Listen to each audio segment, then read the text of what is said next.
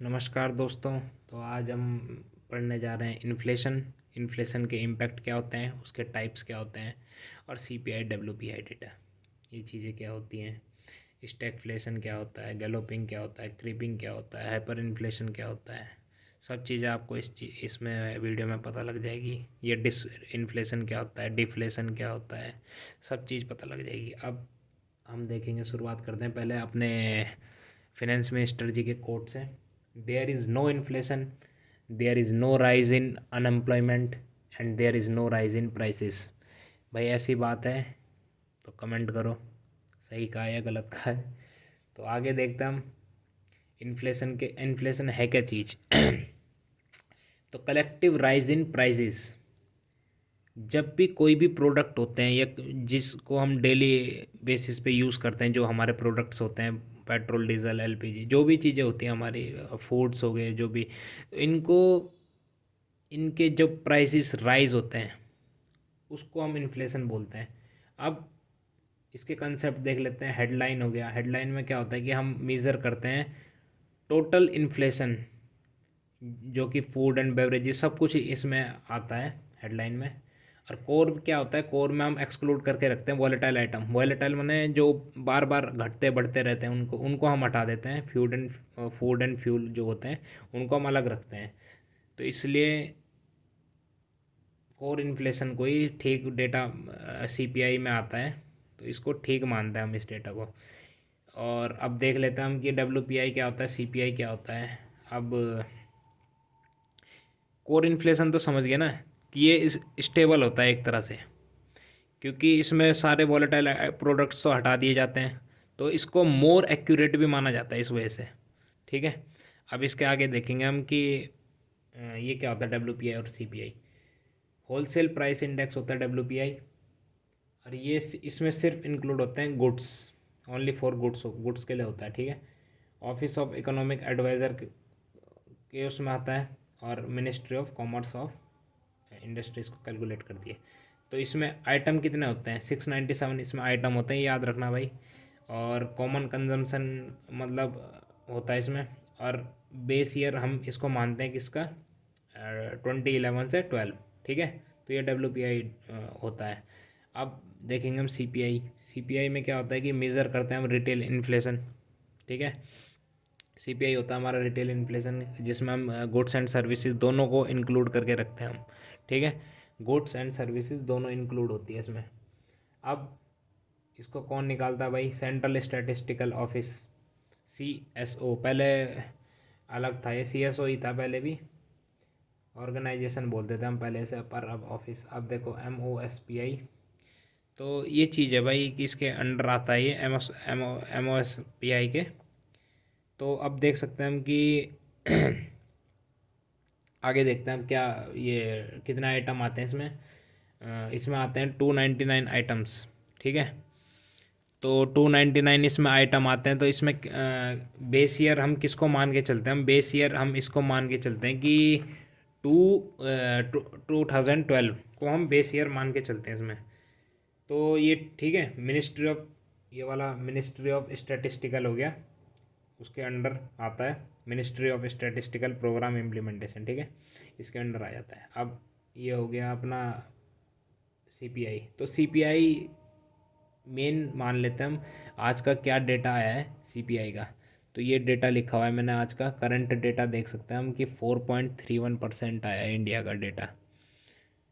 तो 4.31% का मीनिंग ये है कि हमारा एक्सपेक्टेड था कि 4.5 या 6 ज़ीरो के आसपास आना था, बट बहुत ही अच्छा डेटा आया है, 4.31% कम।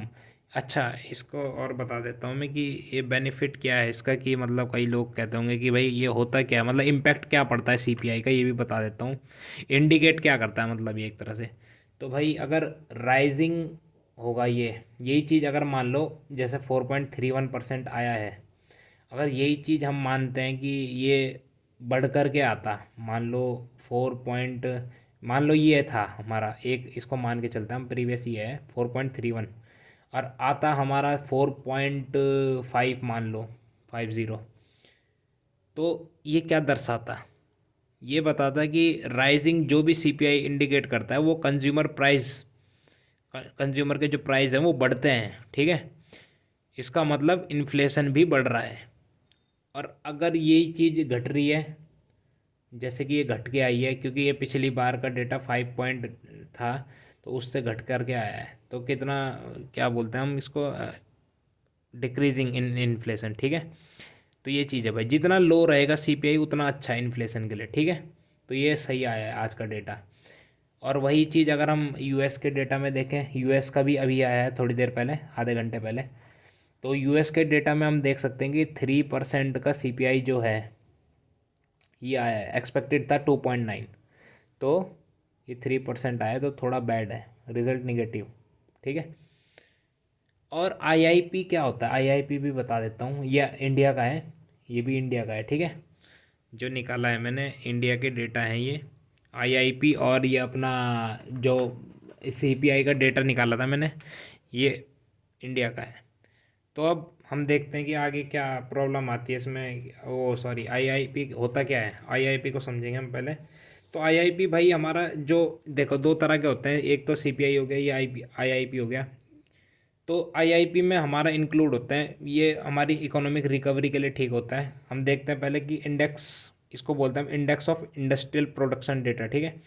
Index of production, industrial production data, ठीक है।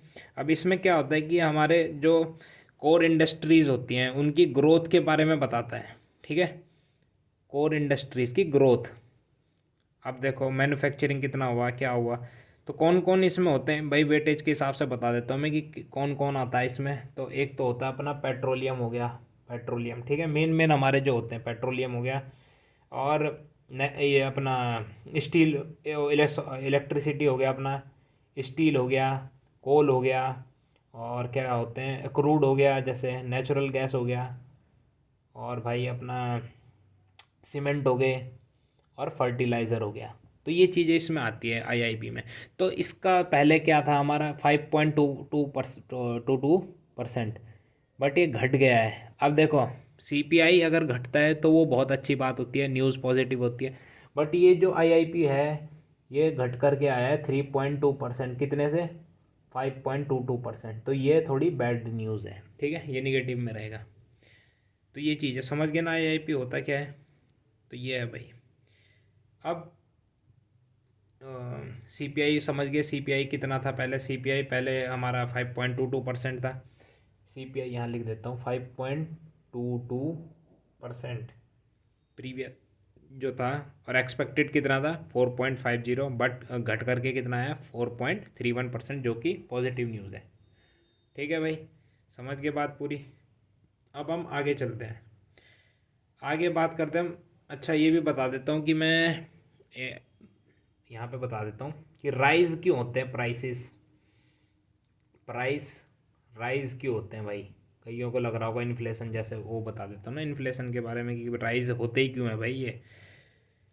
तो कई कारण होते हैं भाई राइज होने के। एक तो हो सकता है कि अपना, क्या बोलते हैं, ये जो डिमांड होती है, मनी सप्लाई होती है, मनी सप्लाई, मनी सप्लाई जब इंक्रीज़ कर दी जाती है, ठीक है। मनी सप्लाई कहाँ इंक्रीज़ कर, जैसे इंक्रीज़ होगी आपकी मनी सप्लाई, तो मनी सप्लाई इंक्रीज़ करने से क्या होगा, मनी सप्लाई इंक्रीज़ करने से ही डिमांड बढ़ जाएगी, ठीक है, सामान की, कोई भी प्रोडक्ट की। और डिमांड बढ़ेगी तो ऑटोमेटिकली प्राइस भी राइज होंगे, प्राइस इंक्रीज़ हो जाएंगे। अब प्राइस इंक्रीज़ होंगे तो इन्फ्लेशन ऑटोमेटिकली हाई आएगा। तो ठीक है, समझ गए बात कि क्या मेन क्या होता है ये, ठीक है। अब तो ये कारण किसका होता है, आरबीआई करती है ये चीज़। आरबीआई क्योंकि पंप कर सकती है मनी को, जैसे परसों बताया था मैंने कि आरबीआई ने 40,000 करोड़ ओएमओ में दिया, ओएमओ वो अपने बॉन्ड खरीदे, बैंकों को दिया 40,000 करोड़, तो ये पंप करना हुआ मनी। तो ये चीज़ है भाई, जितना ज़्यादा पैसा होगा, मोर मनी विद पब्लिक, ठीक है, तो क्या होगी, इंक्रीज्ड होगी डिमांड, किसके प्रति, प्रोडक्ट के प्रति, और क्या होगा उससे, राइज इन प्राइस ऑटोमेटिकली, ठीक है। तो इसलिए प्राइस राइज होते हैं। और भी कारण होते हैं वैसे, जैसे हो गया अपना भाई सैलरी बढ़ गई, सैलरी अगर इंक्रीज़ हो जाएगी, इंक्रीज़ इन वेजेस, तो क्या होगा, कि भाई अपना सबसे ज़्यादा से ज़्यादा खर्च करेगा व्यक्ति, तो वो ज़्यादा से ज़्यादा खर्च करेगा तो उसके ऑटोमेटिकली प्राइस बढ़ेंगे। तो और जैसे और कारण भी हो सकते हैं। अब जैसे अपने टाइम पे कोरोना आया था अभी 5 साल पहले, तो उस समय पे क्या हुआ था, सबको याद है कि कोरोना टाइम में अपना ये कोरोना में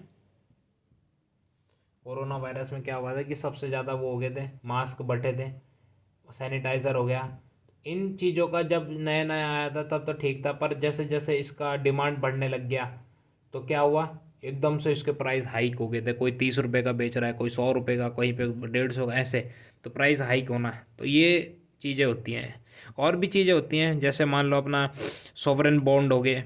इन अगर मान लो कंट्री पे ज़्यादा डेप्ट आ गया, तो डेप्ट जब आ जाता है कंट्री में तो क्या प्रॉब्लम होती है डेप्ट की, तो गवर्नमेंट क्या करेगी, ज़्यादा से ज़्यादा टैक्स इंक्रीज़ कर देती है। टैक्स इंक्रीज़ कर देगी तो लोगों के पास ऑटोमेटिकली इन्फ्लेशन हाई हो जाता है। तो ये चीज़ें हैं, ठीक है।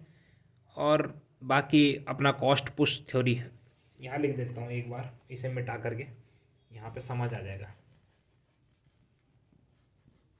ये। तो पहला मैंने क्या बताया था कि एक तो आरबीआई, पहला कारण होता है आरबीआई। आरबीआई क्या कर देती है, पैसा पंप कर देती है, मनी, ठीक है, पैसा भेज देती है बैंक को ज़्यादा से ज़्यादा। तो ये पहला पॉइंट हो गया, ठीक है, समझ गए। दूसरा पॉइंट बता देता हूँ, डिमांड पुल थ्योरी क्या होती है। एक तरह से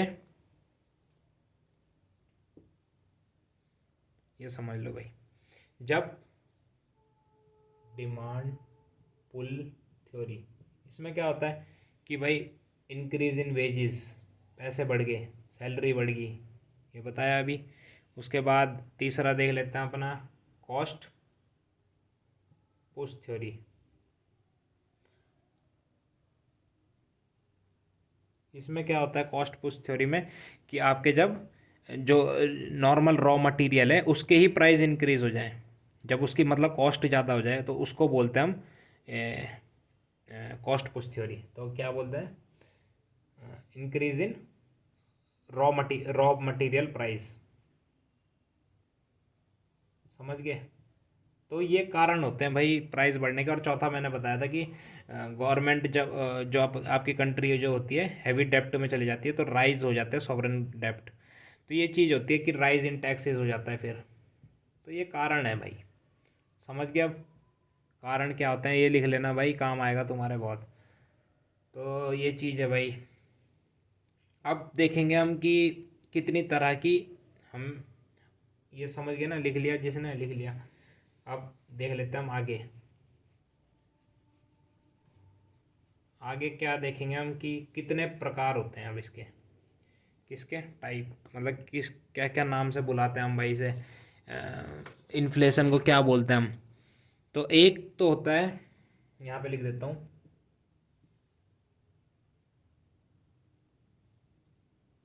टाइप्स ऑफ इन्फ्लेशन, कितने प्रकार होते हैं इसके इन्फ्लेशन के।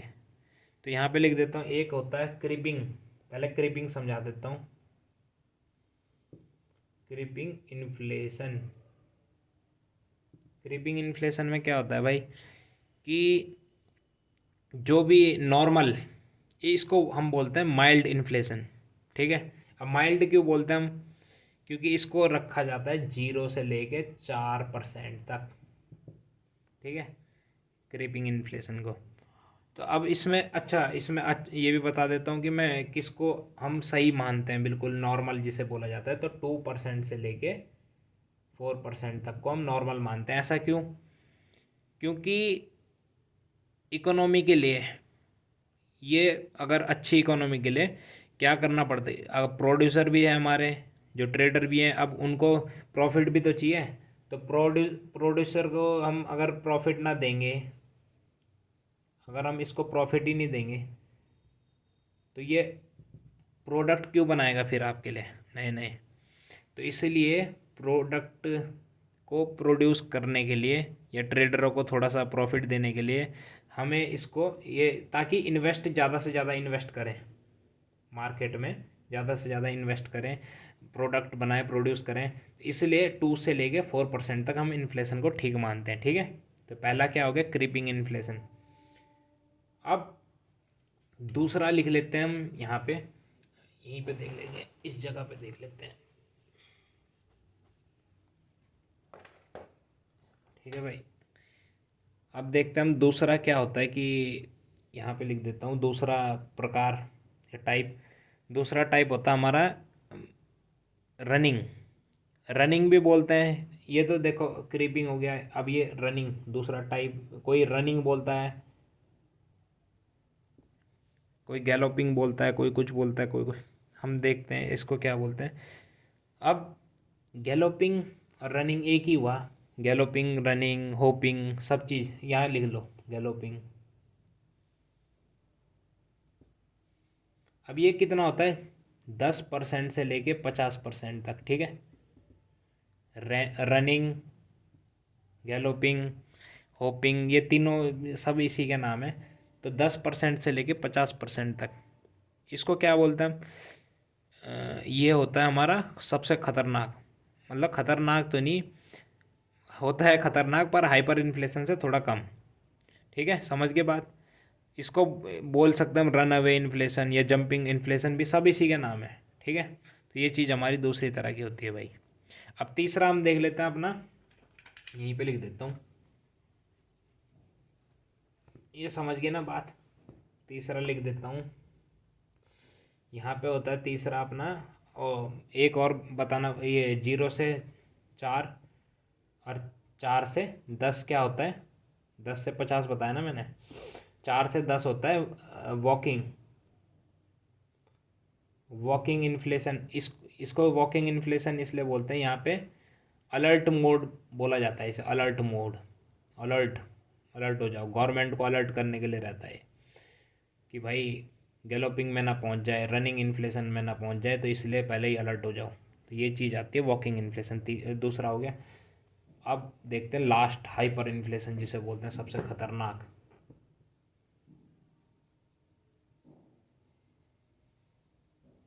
हाइपर इन्फ्लेशन भाई सबसे खतरनाक माना जाता है, क्योंकि ये 50% से भी ऊपर इंक्रीज कर जाता है। तो कोई भी प्रोडक्ट होता है, जैसे हमारा उस प्रोडक्ट की प्राइस मान लो बहुत 250%, 200% चलेगी, तो कोई ख़रीद ही नहीं पानेगा कोई भी चीज़। उसके बाद करेंसी गई, प्राइस हमारे, और करेंसी जो 500 रुपये छपेगी, तो वो 5,000 हो जाएगी। कोई भी प्रोडक्ट आपको लेना होगा, जैसे मान लो कोई प्रोडक्ट है 100 रुपये का, अब उसकी वैल्यू होगी कहीं पता चल रहा है 10,000, इस 1 लाख, ऐसे बढ़ता रहता है। तो करेंसी भी उसी तरह से छपने लग जाएगी फिर, जैसे जिम्बाब्वे में हुआ था 2008 में, कई कई मिलियन तरह के नोट छाप दिए थे उन्होंने, मिलियन तक उन्होंने नोट ही नोट छाप दिए थे। तो ये चीज़ होती है भाई हाइपर इन्फ्लेशन में, बहुत ख़तरनाक होता है ये। अब हम आगे देखेंगे कि भाई, इसके बाद हम देख लेते हैं कि ये क्या होते हैं, मतलब इसके प्रकार, मतलब इन्फ्लेशन, डिस इन्फ्लेशन, डिफ्लेशन, कई वर्ड में कई बार घूम जाते हैं कई लोग। तो इन्फ्लेशन तो पता लग गया ना सबको, एक बार इसी जगह पे बता देता हूँ मैं इन्फ्लेशन क्या होता है, यहाँ पे मिटा देता हूँ। तो यहाँ पे देख लेंगे हम, यहाँ पे लिखता हूँ मैं इन्फ्लेशन क्या होता है भाई। इन्फ्लेशन में नॉर्मल वर्ड में बता देता हूँ, मतलब इसमें मैथमेटिक्स समझा के समझ आ जाएगा। जैसे मान लो कोई भी 10 रुपये का प्रोडक्ट है, वो उसकी वैल्यू बढ़ी 15 रुपये या 12 रुपये मान लो, अब उसकी बढ़ गई अगले साल ही फिर 15 रुपये। अब यहाँ पे क्या हो रहा है, जंप हो रहा है। ठीक है,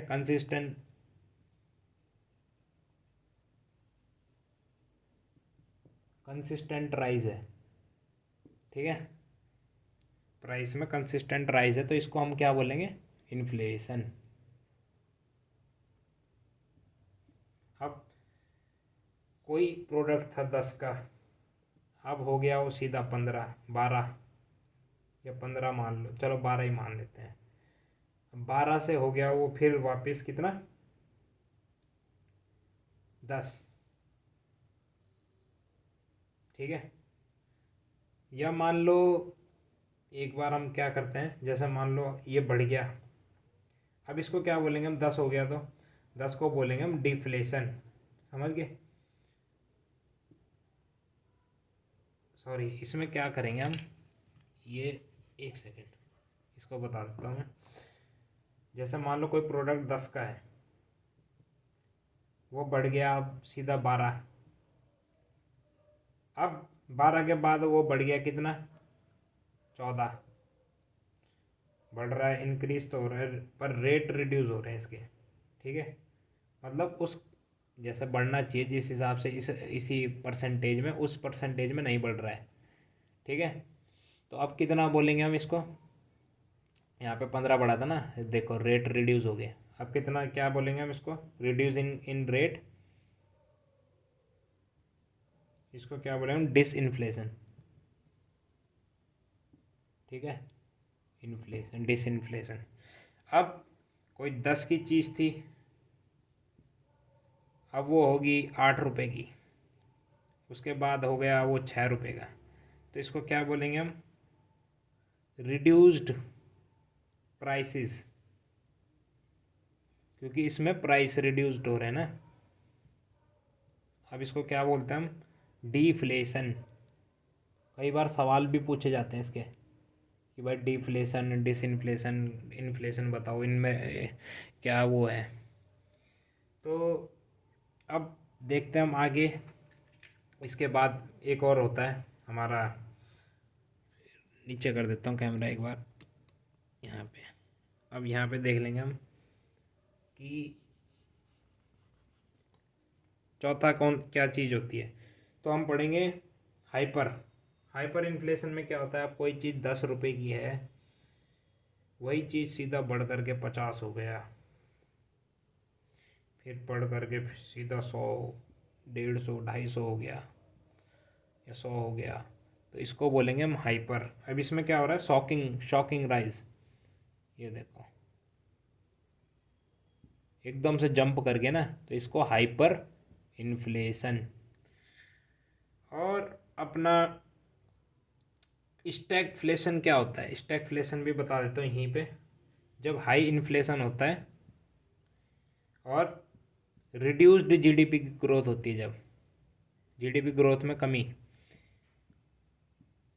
ग्रोथ है ही नहीं कहीं भी, पाकिस्तान तो स्टैग इन्फ्लेशन। ठीक है, ऐसा ही। तो ये चीज़ है भाई, इन्फ्लेशन के टाइप समझ गया अब क्या होता है, क्या कैसे होता है, कौन कौन से वर्ड क्या होते हैं। अब श्रिंकफ्लेशन भी होता है। श्रिंकफ्लेशन में क्या होता है कि जैसे कोई पार्ले जी का बिस्कुट है, 10 बिस्कुट आते थे उसमें पहले 5 रुपये का, तो अब मान लो 5 रुपये में 10 बिस्कुट पीस आते थे अंदर। अब मान लो है तो वो 5 रुपये का ही, पर अंदर पीस आ रहे हैं 6, तो उसको हम बोलेंगे श्रिंक, श्रिंकफ्लेशन, इन्फ्लेशन। ठीक है, ये चीज़ समझ गए। अब भाई ये फ़ायदा क्या करते हैं भाई, मैंने क्यों बताया तुम्हें। तो ये चीज़ें वर्क करती हैं भाई मार्केट में। मार्केट में बहुत ज़्यादा वर्क होता है इन चीज़ों का, सीपीआई का, डब्ल्यूपीआई का।